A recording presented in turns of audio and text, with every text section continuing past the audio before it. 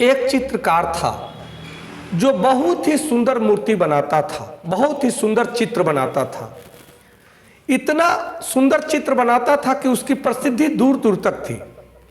एक दिन भगवान कृष्ण के मंदिर के भक्तों को पता चला।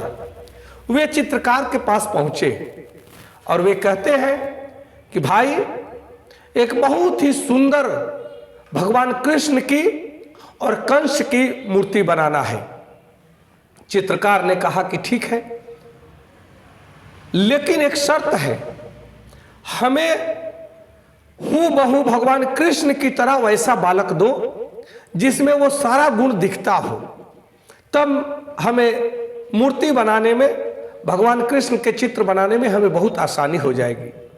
और दूसरा बालक वैसा दो जो कंस प्रवृत्ति का हो, जिसमें कंस का झलक दिखे, तो हमें चित्र बनाने में आसानी हो जाएगी। एक बच्चे को ढूंढते ढूंढते एक बालक मिल गया जो हूबहू भगवान कृष्ण की तरह लगता था।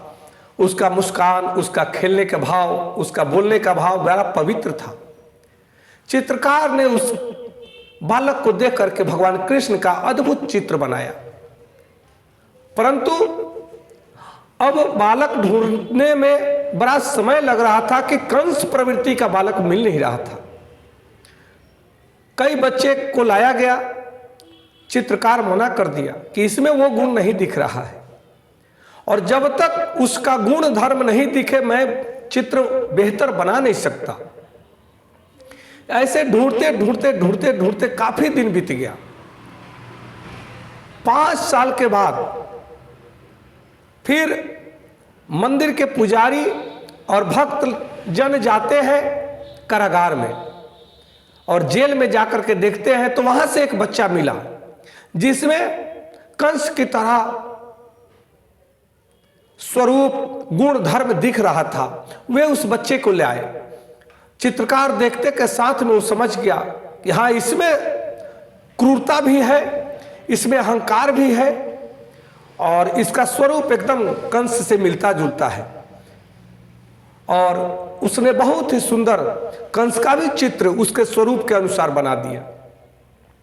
जब कंस का भी स्वरूप सब लोगों ने देखा, तब सब लोग प्रशंसा करने लगे, बड़े खुश हुए कि हाँ, ये हूबहू कंस की तरह दिख रहा है, इसका गुण, धर्म, चेहरा और शरीर का बनावट भी कंस की तरह दिख रहा है। सब खुश थे। उस बच्चे को भी हुआ कि मैं जरा अपना तस्वीर तो देखूं। आग्रह किया कि मुझे भी तस्वीर दिखाया जाए।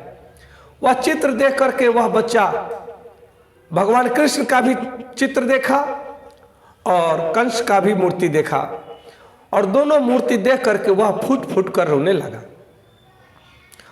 उसके आंसुओं के धार बहने लगे, वो विह्वल हो गया और रोने लगा। सब लोग कहते हैं कि इतना सुंदर तस्वीर को देख करके तू रो क्यों रहा है। वह विह्वल होकर के अपने अंतर्भाव की बात को कहता है कि मैं ही 5 वर्ष पहले कृष्ण रूप में यहाँ उपस्थित हुआ था, और ये भगवान कृष्ण का भी चित्र मेरे को देखकर ही ये चित्रकार महोदय बनाए थे, और आज मेरी गलतियों के कारण मैं जेल तक पहुंच गया, और 5 वर्ष बाद आज मेरा यह स्वरूप कंस के रूप में परिवर्तित हो गया, और आप सबको लगता है कि यह कंस के रूप में बहुत ही हूबहू मिलता जुलता है। यह मेरा दुर्भाग्य है। वह रोता हुआ बच्चा अपने घर चला जाता है, और यह सब लोग सोच करके आश्चर्य में पड़ जाते हैं। और तब महात्मा जी कहते हैं कि वास्तविक बात तो यह है कि हमारे अंदर ही भगवान कृष्ण भी है और हमारे अंदर ही कंस भी है। हम जैसे गुण धर्म को अपनाते हैं, अपने आचरण में जैसा गुण धर्म हम करते हैं, जैसा व्यवहार करते हैं, हमें उसी रूप में देखा जाता है। कंस के लिए कोई अलग से उसकी उत्पत्ति नहीं हुई थी।